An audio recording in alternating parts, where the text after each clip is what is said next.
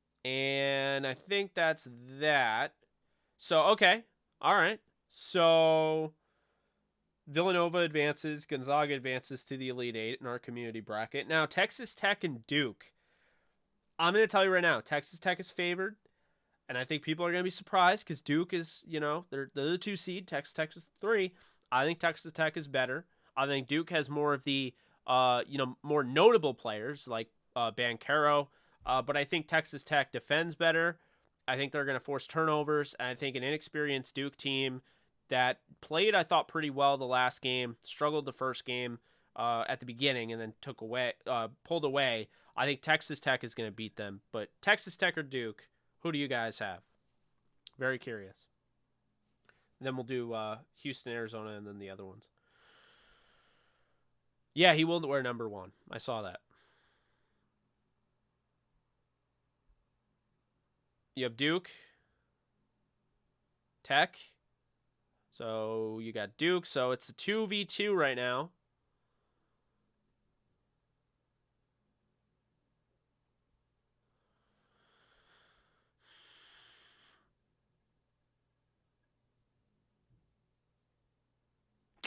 I got you. So it's that type of tweet. Interesting.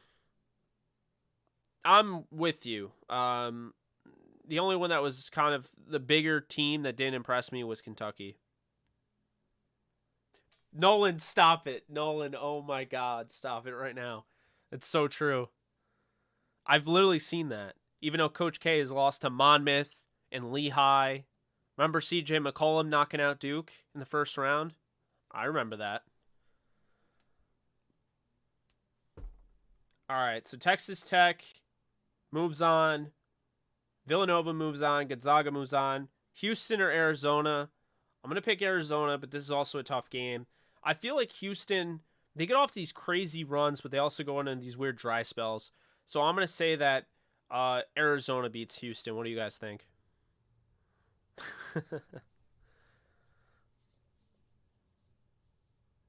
Ooh. Ooh. Ooh, do we have 2 Houston?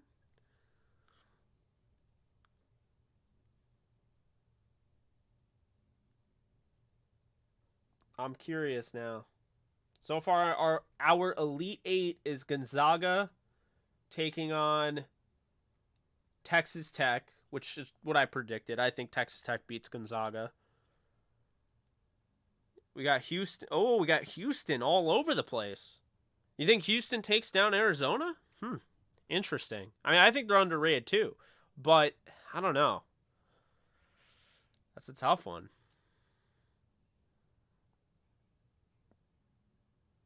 Damn, y'all going crazy there, Arizona. All right. Well, that's my thing is like Matherin. I think is gonna have a really good game. They did get robbed. They did. All right, I guess Houston. The way it looks, so it would be Houston taking on Villanova, and Texas Tech taking on Gonzaga. And now we go to the Friday, St. Peter's or Purdue.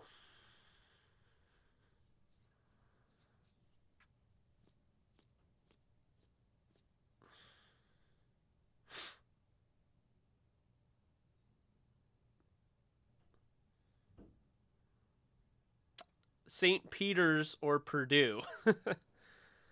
All right, here's the deal. I'm going to pick Purdue. St. Peter's covers the 12.5 spread, but I'm going to pick Purdue, and I'm going to be rooting against them like mad because I want St. Peter's to do it.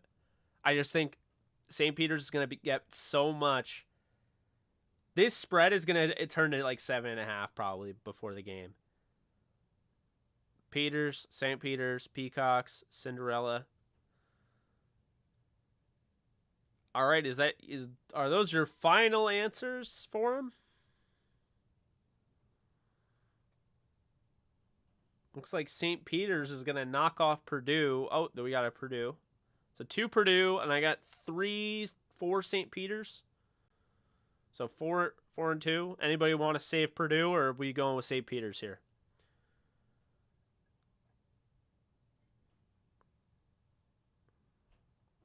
All right. It looks like St. Peter's moves on. Providence and Kansas. You guys know where it is. I'm going Kansas as a Kansas fan, but not just a Kansas fan. Somebody that believes that Kansas is the most well-rounded team. They're the best team. They have Remy Martin playing great basketball. Ochai Agbaji, who is a National Player of the Year candidate. Yeah, I think they win. So we'll see. But I think Providence is a tough one. That game's going to be brutal. Because they shoot the hell out of the ball. And those are teams that always give Kansas an issue. So.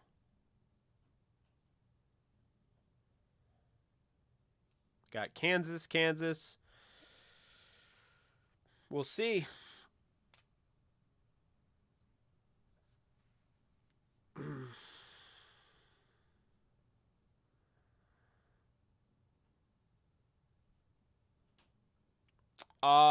Do I think he'll change it back to 13? Maybe? I don't know. I mean, it's Wolford's number, so I don't know, but we'll see.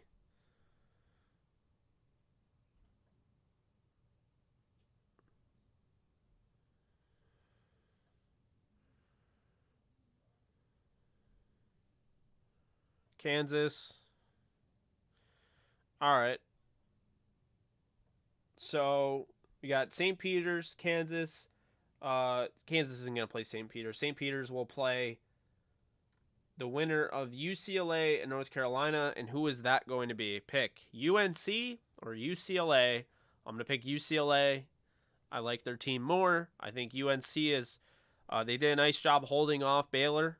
But at the same time, they also played a horrible game down the stretch to put Baylor back into it. So, but I'm going to pick UCLA to go on to the Elite Eight.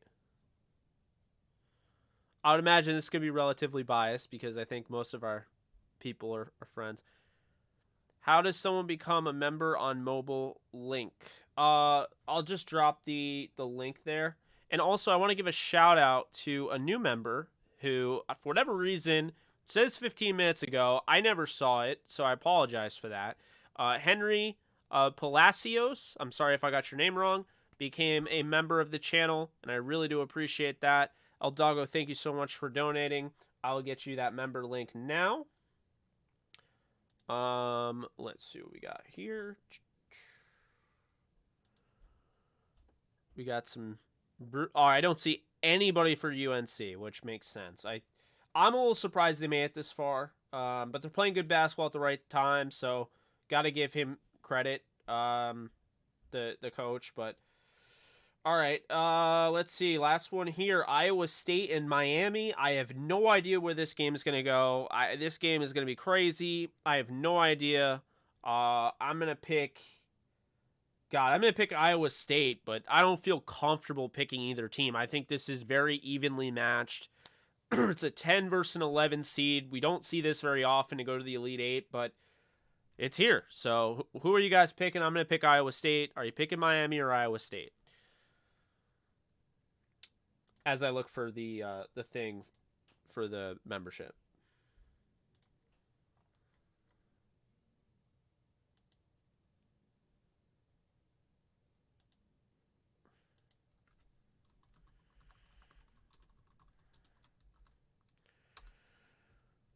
I just posted it for you, El Doggo. I don't trust any Iowa team.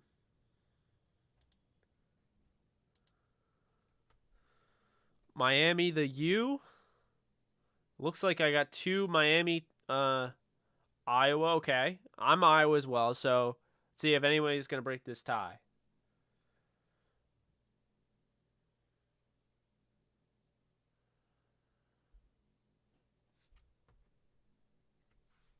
Yes, thank you. Be sure to leave a like if you're enjoying this.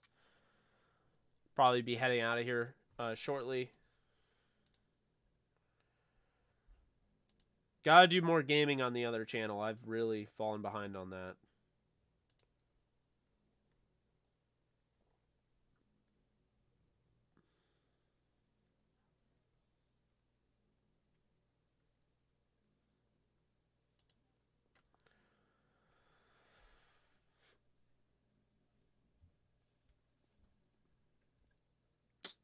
Looks like we got, well, Nolan answered twice. Miami or Iowa State?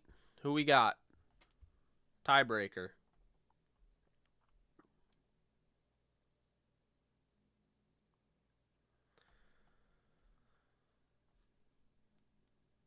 Next one wins.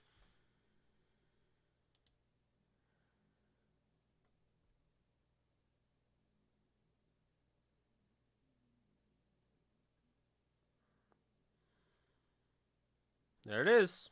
Iowa State. So Iowa State would play Kansas in the Elite Eight based on our bracket. UCLA would play St. Peter's. Gonzaga would play Texas Tech. In Michigan, or not Michigan. Villanova would play Arizona.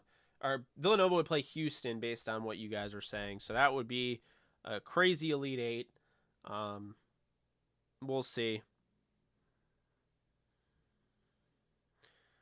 Tennessee's never doing anything again after losing that game.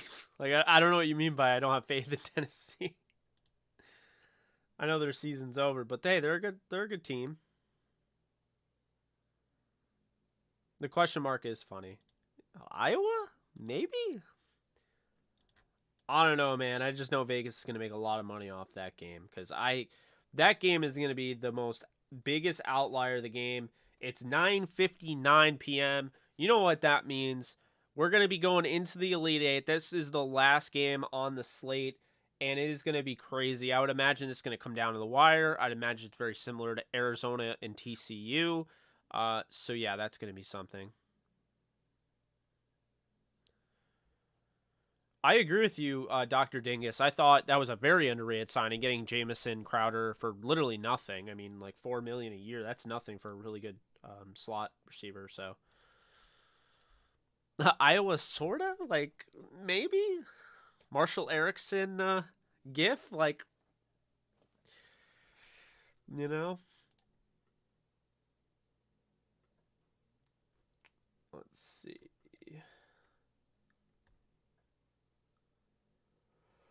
Oh man.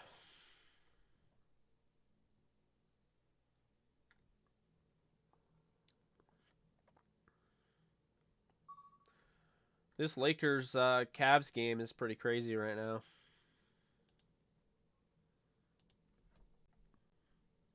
82-78, 6:05 left in the third. DJ Augustine has not missed coming off the bench. 14 minutes he's played. He's 5 of 5 from 3, 17 points on the day, 6 of 6 from the field. You got Westbrook nearing a double-double. Not a triple-double, but a double-double. What else we got here? LeBron is 21, 7 assists, 7 rebounds, a steal, a block. You got Reeves in double figures.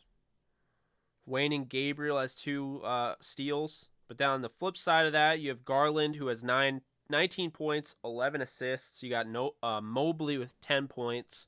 Stevens with 10. Markkanen with 13. So, guys, fill in the stat sheet in this one. We'll see how this goes. But, man, this is a game so far. It looks...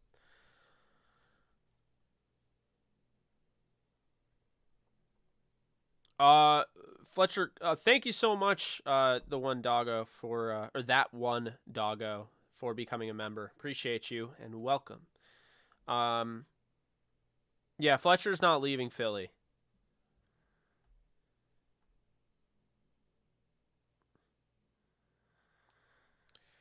Fletcher is not leaving Philly. Thank you, Aaron. Appreciate you. I think that'll do it, folks. So I'll try to, be on and game a little bit, but we'll see. We'll see how it goes. Trying to get more into that. We got some interviews coming down the pipeline. We got a really awesome prospect who I don't even know if the Rams will have a chance of getting, but he's coming on the show soon. So that's going to be awesome. So keep in tune for that. Also, be sure to check out a DeMarco Jackson interview.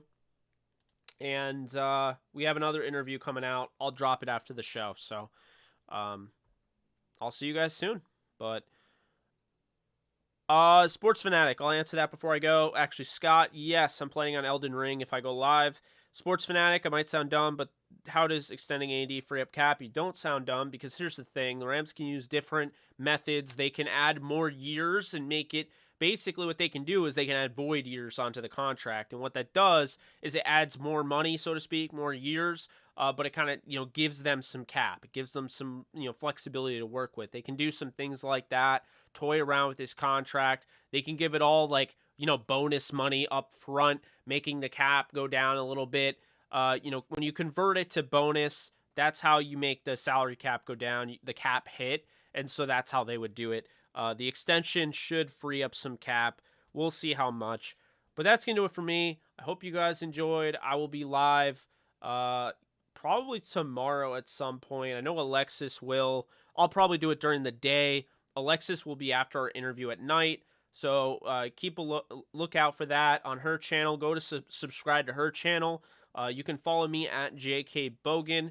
And if you are looking for any sort of tickets right now, you can go over to TickPick and get $15 off a $99 or more purchase. And you may say that's a lot of money, but if you're paying for tickets, you're probably paying for multiple.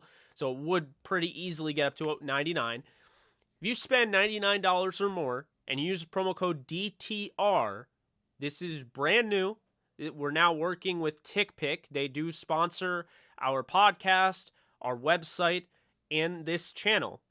You can hit that promo code DTR and you'll get $15 off your first purchase of $99 or more on TickPick. So you want any sort of event, I'll tell you right now, I only use TickPick. This is not because, we're sponsored by them. I will tell you right now, how do I get good seats? How am I able to go to those Devils games that I go to? TickPick. You can always find good deals there. They don't have the crazy fee or anything like that. You get what you pay for, and you got to love that, right? No crazy fees thrown in there. No $15 convenience fee. So be sure to check out TickPick. $15 off $99 or more purchase using promo code DTR. You guys take care. I'll see you guys soon.